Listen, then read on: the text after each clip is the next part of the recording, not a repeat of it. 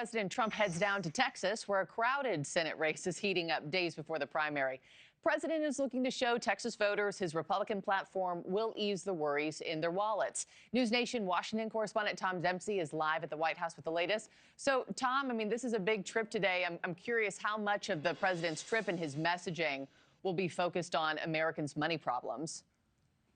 That's going to be a big focus. Markie, good morning from the White House. President Trump likely to focus on energy and the economy with this speech happening in Corpus Christi, Texas later today. And like you said, primary season very much heating up in the state right now. So during this event later today, President Trump likely to highlight the affordability issue in Texas like he's done several times since November, with his team saying to expect even more events around the country heading into midterms. The president likely to highlight falling mortgage rates. For one, new data from Freddie Mac shows the average 30-year fixed mortgage rate below 6% for the first time since 2022. But on the other side of this, today's trip comes as polling shows just over 40% of Americans approve of President Trump's handling of the economy, and only 34% approve of his handling of tariffs. Democrats now blame President Trump and Republicans for the concerns.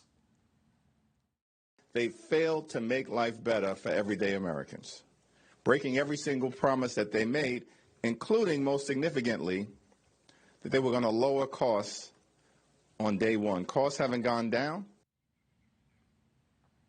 And again, as mentioned, primary season heating up in Texas. In fact, the three Republican candidates to be the nominee for the Senate race are going to be at this event. So that'll be another thing to watch out for, Markie. Yeah, you and I were talking this morning. Everything's bigger in Texas. Texans just want that to mean their wallets as well. Tom, I got to ask you about this because the president is also coming off this surprise meeting with New York City Mayor Zohran Mamdani.